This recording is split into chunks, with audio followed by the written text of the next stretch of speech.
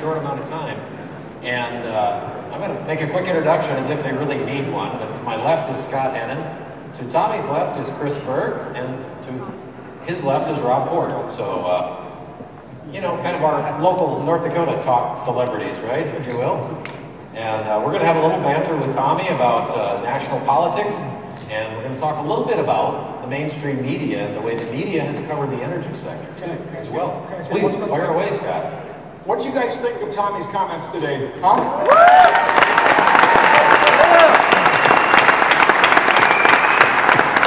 And that whole kind of quiet a few times thing that you were wondering, like, what's the deal? Is this Trump country or not? It's just that kind of stoic Norwegian, Scandinavian kind of doesn't. You know about that in South Dakota. Make some noise and tell her how great she was today, folks. That's what we want to hear.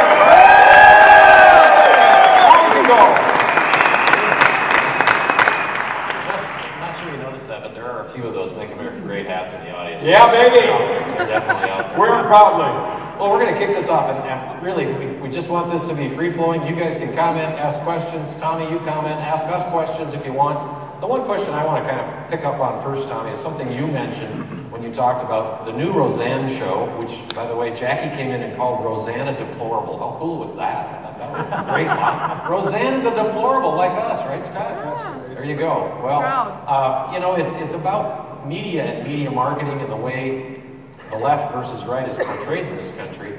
And Tommy, I think you were suggesting that market forces are going to play a role in this eventually, that, you know, people are just turned off by some of the way the left is presenting itself, Hollywood and etc. Right. They shut my, oh no, it's on. There we go. You know, as I said, as I mentioned before, I do believe market forces, and I think that the NFL is a clear example of that. You know, a lot of people in this room probably love football, but they were a little disgusted to see what they saw with the kneeling, and I think that we're going to speak with those voices, and by turning off the TV or turning on the TV when programs speak to us. I mean, again, there's this wonderful thing. You know, I appreciate the woman that asked me about, you know, celebrating our differences. There's nothing wrong with having shows on television, like having a Colbert show or even a Jimmy Fallon or Jimmy Kimmel, that they kind of poke fun at the president. That's always been around, but now it's become to the extent of that's all they do, and all it is Trump bashing. So there's certainly room for liberal voices, and there always will be, but we just need to have a little bit more of a balance and give something, or give conservatives something to watch. I mean, that's why we have Fox News, is because we wanted to give viewers something else to watch. And Rachel Maddow is just not going to cut it. The haircut.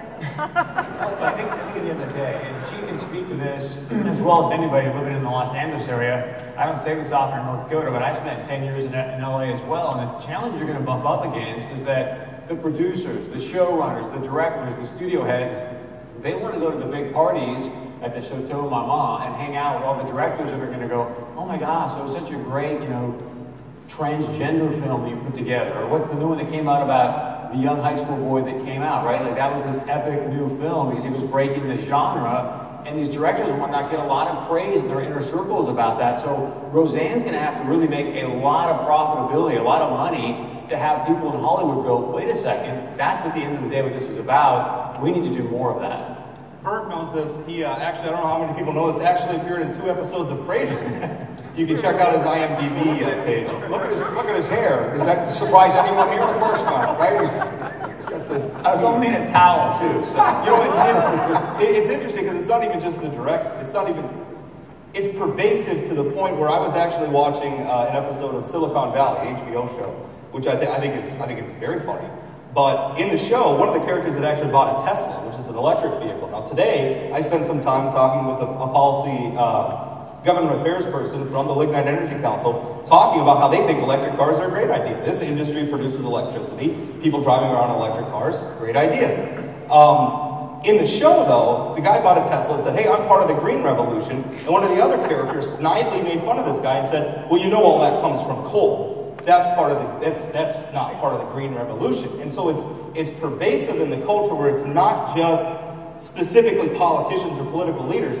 It is ideas and their concepts that are inherently portrayed as being fundamentally wrong. Coal in that context was fundamentally wrong. Oil is treated this way, free market ideas are treated this way, Republican ideas are treated this way. I mean, how many times do you hear, I think in the same show there was a joke about something being as rare as a black Republican, like, or mythical as a black Republican. These are things that they create that are pervasive throughout pop culture, to the point where you worry if that just becomes the norm, just an accepted truth because it's repeated so long. And I'd piggyback on what Rob's saying. There are only a couple examples. One, just this week, you have the president being criticized because of the concern about Amazon, right?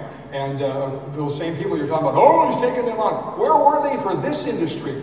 Where were they for the war on coal that has gone on for how long? An industry that is pouring billions of dollars into new technology to make coal cleaner. Meanwhile, clean, dirty coal, that's all they can say over and over and over again. It's bad. And I'd also say, and I want to ask Tomi a question about this, the pipeline. I mean, honestly, the pipeline industry, I mean, these people are like, they should be in a humane society for pipeline companies because they're just battered, yet they have this incredible safety record. I mean, if you look at the success rate of, I put a drop of oil in here, natural gas goes in here, and it comes out the other end, it's a lot better than the automobile industry for success. In other words, there's way more accidents in vehicles than there are with pipelines, yet we endure this whole water is life, DAPL protest, which you were the lone national media member to take on. Well, because I'm from the region, and nothing made me more just absolutely livid than watching people that know nothing about this area come in and protest. And there's so many, we discussed it because I think it was very important to have your voice and others in this room that I had on my show back at the Blaze to discuss these. I thought it was so important, but they talk about this water is life and they're hippies and that and that, and yeah, and then they take a crap in the water that later someone's gonna drink. Like they're crapping in the reservoir, but you're actually, and all the garbage. I always like to point this out with these climate change crusaders and these environmentalists. If you wanted to see what a true disrespect for the environment and Mother Earth looked like, go to Washington, D.C. after the Women's March and see all the signs littered all over the streets. That's actual pollution. That's actually littering. People that just didn't care enough to pick up their own stupid signs that were mostly misspelled and just absolutely ridiculous anyway. But they wouldn't even pick up their own signs, but then they want to sit here and tell you, oh, you shouldn't be able to support your family with the industry that you chose to work in for generations. But you know what? We should be able to pollute and crap in the water and pee in the water and throw our signs everywhere. These people, and once you point out their hypocrisy, I think that's what we can do. We can use humor to do it. Really. Tomi, you're somebody I think who focuses a lot on younger people, getting them engaged politically, maybe not even just necessarily on the right, but just kind of sort of waking them up. Do you find with the way that culture, and again, it's so pervasive where one point of view, whether it's on energy, whether it's on politics, what have you, is portrayed as the right way, is all of a sudden being somebody who says, hey, maybe coal is not evil, becomes almost a little like punk rock, like a little, you know what I mean, like a little cool, like it almost feels. You wonder if there's going to be a generation of Americans coming who feel it's cool to acknowledge that coal is not the devil or oil is not the devil or that free markets work because their parents are a bunch of aging boomer hippies that felt different, right? I mean, we're almost becoming we're in a corner. Yeah. Where conservatism is almost becoming cool. It's becoming the new counterculture. Yeah, well, I think that, mainly what it's going to be is the message that facts don't care about your feelings. And I think that that's something that our president has pioneered, and something that I say as well. I mean, it's not just about coal, it's about guns, it's about all the things that we hold near and dear, usually in conservative culture, especially in middle America. In our culture, what we hold close to us are guns, our God, our energy, all those things. I think it's about explaining the facts, and then, like I said in my speech, understanding that the people in middle America want nothing more than to have a clean, viable industry that can innovate, but also can provide for their families and not have to find another economic opportunity that Hillary is going to somehow create for them. And one of the things I think that Tomi said so powerful, if you're a younger person, is that she's very fiscally conservative. And one of the things I want to see our energy industries do is start to have the people on the coast say thank you.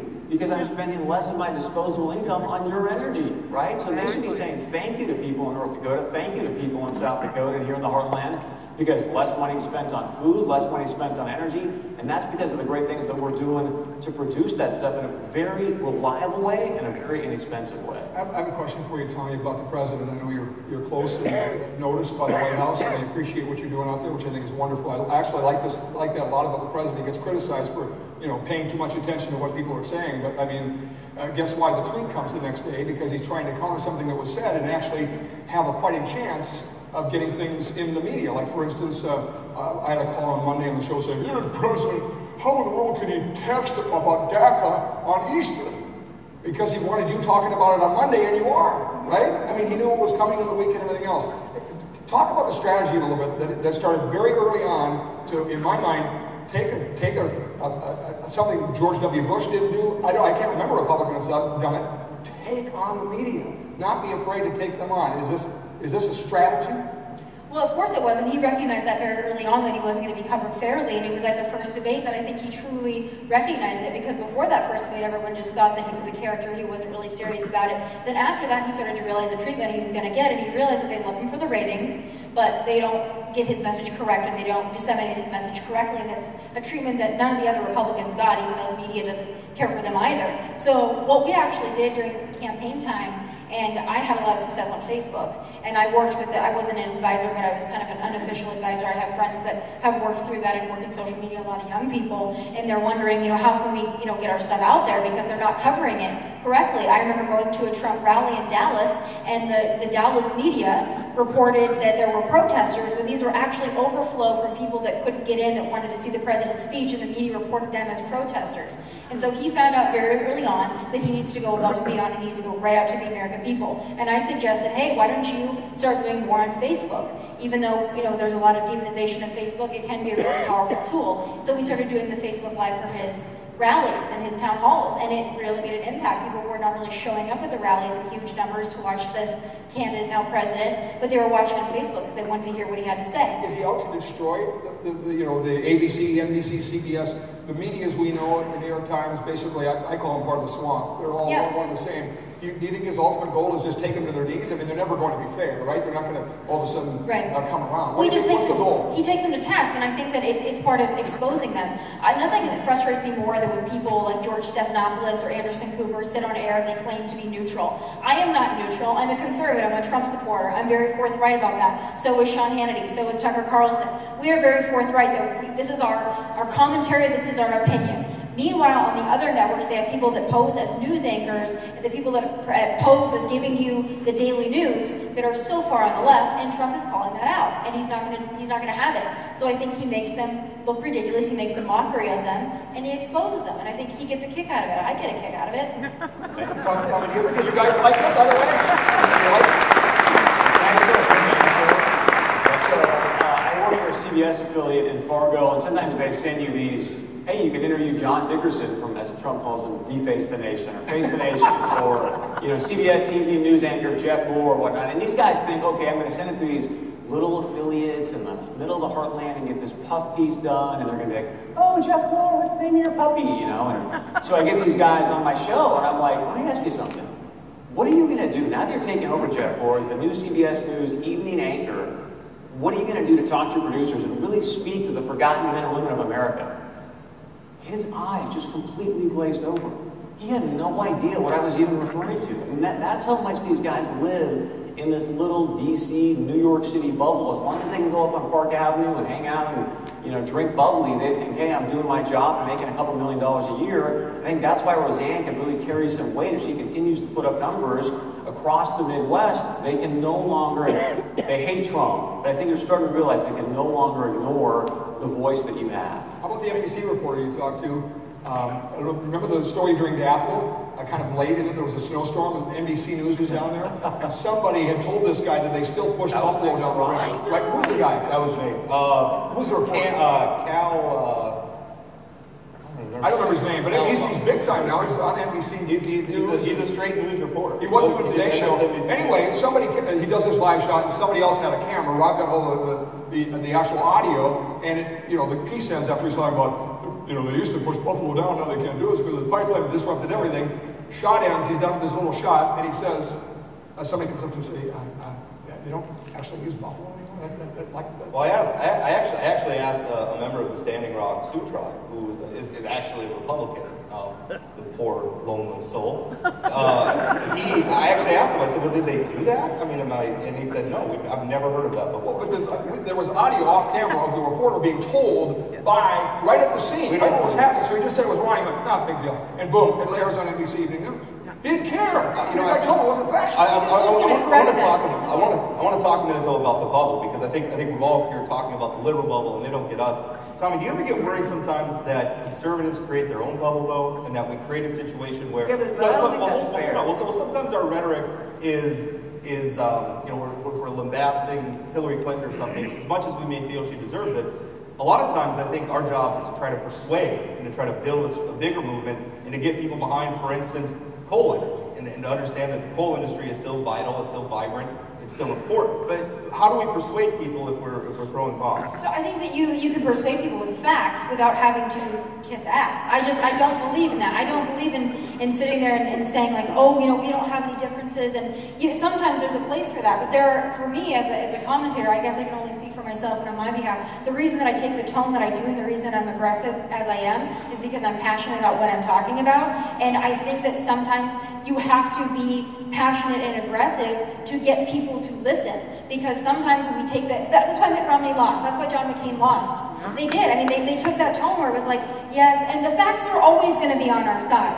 The stats and the facts and the values are always going to be on our side. But if we cower and we're too concerned about what people think about us, we're going to be McCain and Romney, and we are not going to have a Trump presidency again. With that being said, I want to see a show of hands. This is breaking news that just broke a couple of minutes ago, but President Trump has now declared a national emergency. He's sending National Guard down to the border. I mean, the optics of this are going to be insane in a midterm election. You have Trump saying, no, this is the right thing to do to protect Americans. You guys can run all the optics you want on these fake news channels, CNN and NBC, but this is what we've got to do, and I want to get your take on him.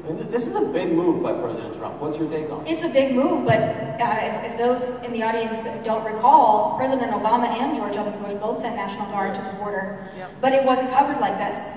Because they weren't anti-migrant, but because President Trump is doing it, it's the attack on the migrant, and But the thing is, he's not anti-migrant. No. He's just saying, look, we just want people that are coming to our country and add value, right? Well, of course. Well, there's two things that I actually just tweeted it out earlier. Is I think that there's this.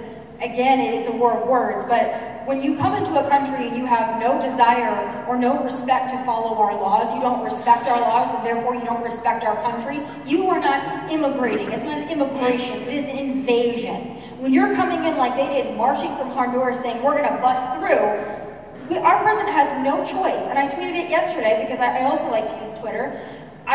These people that are like, he's anti-migrant, he's anti-humanitarian for stopping these people. Do they not realize that President Trump is doing what he's doing to protect them, to protect you and I, to protect the liberals in California and Arizona and everywhere else that's on the border, Texas? He's doing it to protect everyone because we don't want massive groups of people that say, we don't care about your laws. When you bring people into this country that have already said, point blank period, I don't care about your laws, and you say, let them come through, in what other situation would we do that? And one thing that a lot of people don't talk about in the mainstream media is that, I'll remind you, Khalid Sheikh Mohammed, the mastermind of 9/11, he's down there, in that jail, and he said flat out, the way we're going to continue to terrorize this nation is by utilizing your own immigration laws against you. Once they step foot on the soil, we have to take them in, and with a catch and release, I don't know if you're a terrorist or not. Yeah, the rule of law is often been ignored in this country, and we need to restore that. I want to get back to the point you made, Chris, about, and honestly, we've talked a little bit about this behind the scenes, the failure of the media in this country to actually recognize its own bias. That, I heard it said that the media covers Trump, but they covered for Obama. And one example I want to give up there, and this is the North Dakota miracle, the fracking miracle that happened here. The war on coal was enabled by fracking, hydraulic fracking, horizontal drilling, which was really invented, perfected here in North Dakota. That has made it possible. That's a great untold story in this country. The media didn't even acknowledge it. I kind of banter with this group of, I'll call them establishment media on Facebook. And I made the point, really one of them, nearly the number one problem in this country is our dysfunctional media. That we're not, fairly covering things. We're putting Stormy on CNN instead of covering what's really important to mainstream America. How do we begin to change that? This is a very good businesswoman here, and I don't know about you. In my mind, there is a heck of an opportunity waiting, and it's called just do journalism like it's supposed to be done. Yeah. So here is what they say, here's what they say, and none of all of the, just straight news. Nobody's doing it. You can't do it. As you said earlier, what's different from Sean Hannity and George Stephanopoulos? Nothing. One has an opinion that's on the left, one has an opinion on the right. I mean, I completely concur. I think they're writing their own death warrant. I mean, by doing it as bad as they are. And the president, of course, is fighting it. They've got by with it forever. But do you see it as a business model? I mean, don't you think people are starving for just, look, if I want to come to Fox, I'll come to Fox and hear Tommy and Sean and, Tucker and everybody has to say, or to go watch Chris Berg's show, read Rob Port's blog, listen to my radio show. They're going to get what they get and they're going to come there. But, just tell me, like on this border story tomorrow, there won't be a straight news story on the border story. What do we do about it? Well, I think as consumers of news, what we can do is we read multiple sources, which is what I do, read multiple sources and then try to find somewhere in the middle. But the American people really are looking for that. They're looking for a place that they can go, that they can get straight news. I don't know if it's ever going to be possible just because we all have our own inherent bias. And there's a lot of studies that have been done, and I know I studied it when I was in college studying journalism, that people that enter this industry, they consider themselves to be on the left or lean to the left or to be far to the left. And so when those people that are leaning to the left, far to the left, or motioning towards the left, then they go into the industry, they bring that with them. So even if they're writing a story for the Associated Press, it doesn't matter because they're bringing it with them. It's phrasing, it's the way you phrase things. When you call something, a murder or a slaughter, that makes a big difference to people. And so it's incumbent upon us to, as news consumers, to try to find the middle ground, but then also call out these people like George Stephanopoulos and Anderson Cooper and the rest of them that believe that they are reporting news, because they're not. Just label it commentary, just be what you are. At least Maddow's like, this is what I am. But the rest of them, they fake, and that's what I don't like. It's media jargon too. We talked about this too. This term originated during Obama's years. Folks in coal country, you love this carbon pollution. Are you kidding me? Carbon dioxide pollution? It's the gas of life. I mean, it's essential to life on Earth, and that administration called it pollution. But the media actually parroted that. I've seen it in news stories. News stories. Honestly, I think what needs to happen. I work for a newspaper company. I work for Foreign Communications Company. That's the largest media company in the state. I at times feel like the token conservative. I think that there's not. I don't know that there's another columnist in North Dakota. I write 2 columns a week. I am pretty much the only conservative in the opinion pages, at least as a columnist. It's a tough thing. I can tell you, as somebody who has moved into that industry, I think if we want to solve the problem, conservatives have to move into it. Conservatives just have to start doing it, and not just doing commentary, although that's what I do, but doing journalism. Hey Rob, I work for Foreign Communications. I respect the people. They're great. Bill Barstool Jr. is a friend of mine to this day. We talk often. I worked for him for 8 years. Had 2 contracts there and loved it. But you know what? I felt like a 3-headed monster walking the halls of Foreign Communications. Okay? As a guy that got in there and said, hey, you know what?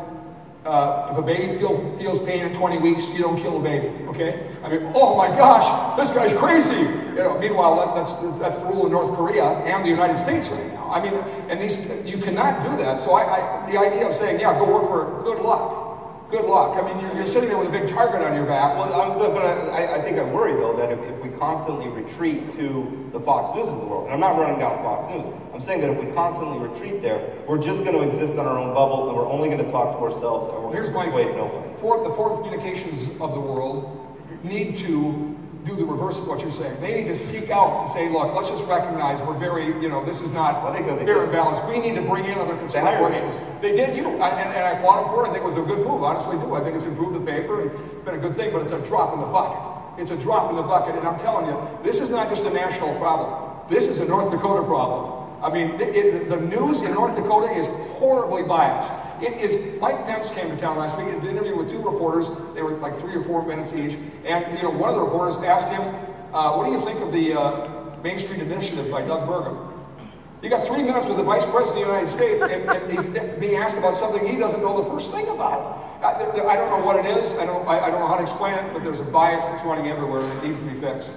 I want to share one thing for the executives in the room, or if you're in PR or whatnot, because I love your industry. The fact that you can produce energy that's reliable and inexpensive and saves me and my family money, God bless you and thank you. And I want our entire country to be saying thank you to you. And so the reason I bring it up is, look, you're not going to change Moonves, who owns CBS, and right now his news is a very minor piece of their big, they got NFL, they got sitcoms, I mean, that's his business right now. So you're not going to go change the Zuckerberg or whatnot, to all of a sudden flip and go, oh my gosh, Cole's great. So my suggestion would be, and I'm only going to speak to TV here, I don't want to ace out, Scott or Rob, but go talk to great TV. I mean, we own hundreds of small to medium-sized TV markets across the country. Go leverage those news directors, reporters, and I say that because I'm the guy that walks out into the grocery store in Fargo and people are like, hey, Bird, what's happening? How you doing? Love your show or whatnot. And you build that connection where now you can start to build this sort of wave, I'll call it, of gratitude and thank you for what this industry is doing for all of America. But if you're going to go think you're going to go take out Zuckerberg and change his mind, forget about it. If you start going to these smaller markets, I think you've got people that are much more pliable and can make a difference to help you get a very, very positive message out about your industry. Local television, by the way, is the #1 source where America. Thank you. But Chris is exactly right. I mean, I don't know how many times, and the Lignite Energy Council, not in there. But there are a lot of folks, either the actual corporations or the lobby groups or whatever, they don't want to go anywhere near it. Call and say, hey, I can't believe what you're talking about, all the stuff you fight. You got to do it on your own. You got to go, this is ridiculous. You can't call, these companies and say, come on, fight. Where are you? Why do you think that is? Why don't they get that they can't remain quiet? Well, I think that it's also, I want to speak to that, but I also want to speak to something brewing and I can't speak too much to it because it's still brewing, but my mission and why I came on board at Fox News is because I wanted to bring Middle America to the Fox News viewer, and we're going to do that. I can't speak too much to it, but I think what the left does better than anyone, and the mainstream media does better than we do, is they tell good stories. And we don't tell stories. We show people that are making money off of energy. We show like dirty coal. We show lobbyists. That is what is shown for a lot of you in this industry and a lot of people on the right for all of our industries. The almighty, the NRA is so scary. The coal is so scary. The pipelines are so scary. That's all that they see. They don't see the stories. They don't see the families. They don't see what you guys live day in and day out. They don't get to see that your dad did this job and now you do this job and this job makes you proud to go home every day and tell your family what you did because you worked hard, you worked with your hands, you made money for your family, and if someone's going to take that away from you, your family is now at risk. They don't see those stories. They hear us talk about it, but they don't see the stories. And so that is my mission in my time at Fox, is to bring those stories forth and so that we can show them visually, not just to talk about them, but to show them. And I promise you, you have my word, I will be back and we will bring Fox and we will do a story on coal miners and what you guys go through in your families and your lifestyle, because the rest of the country, they feel you, they're with you, they just need to see you. I promise we're going to see you, and it's going to be within the year. Oh, so I promise you we're going to That's be awesome.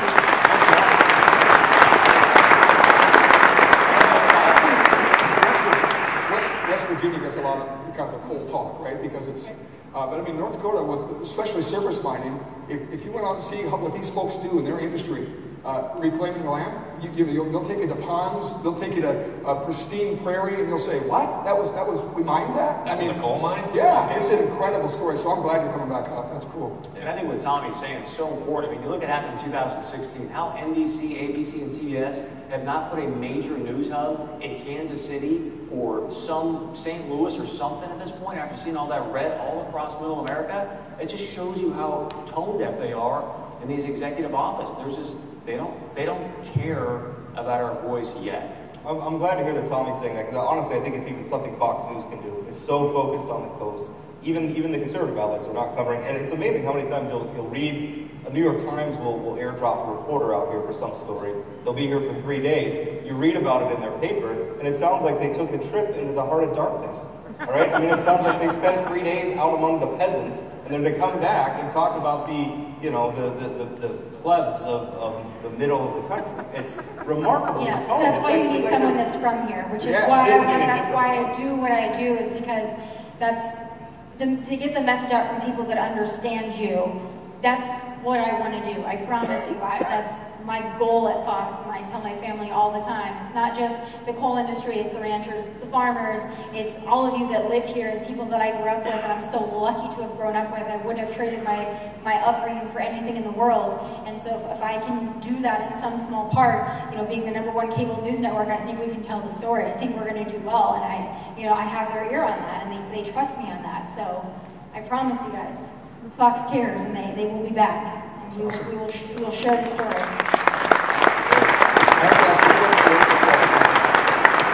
I was talking to Rick Santorum recently, and Rick knows Pennsylvania pretty well. He's coming out actually to Fargo on the 10th, I think, to Concordia College in Moorhead, actually. But anyway, so Senator Santorum, I was talking to him. I said, "So what's your take on the special election? What happened?" Because my take was the media is making it up like, "Oh, they're going to lose the House. Look at this example." Meanwhile, the guy is barely a Democrat, right? I mean, everything, he was pro-choice, but otherwise everything else is Republican. He was more of a Republican than John Kasich. Yeah, right, exactly. Yeah. Goofy John Kasich, my gosh. Anyway, so, and he said he wouldn't vote for Nancy Pelosi for Speaker and all that. So a lot of it was crazy news. But Rick's point was, he said, you know what? Their base is ramped up. It is ramped up and ramped up big time. And he said, ours is not. Because Donald Trump's not on the ballot. I mean, there's the Trump lovers out there, but they're mad at guys in Congress. So talk about that a minute. I mean, do you think we have a danger of? I mean, we lose the House, Donald Trump is going to be subject to impeachment proceedings. We know that pretty much, right? I mean, that's going to happen if the Democrats do that. So this is a big worry. But is that enough to get Trump supporters out for the Republican, no matter who's on the ballot?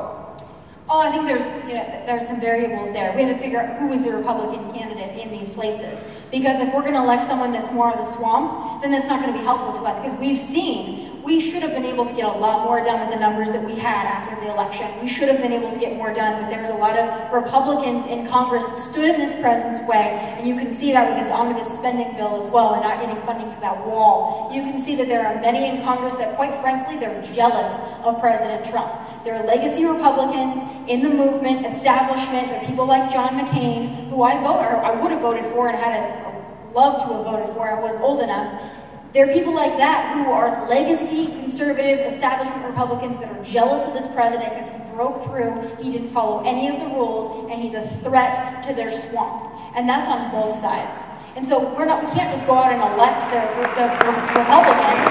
We need to elect America First candidates. We need to be getting out there, making sure that we're going to elect somebody that's going to continue that message and that's going to be able to fight for what we voted for. Again, I think that they're forgetting that people act like it's such a shock now, like, oh, the wall. That was one of the things that got this president elected, was his promise to build a wall and secure our border and give us the tax cuts, which he did, and repeal Obamacare, which provisions are repealed. But now these people go to Congress, we voted them to do that, and now they're sitting back trying to fight this president, and they're getting mad and crying their tears over his tweets. I'm sick of this.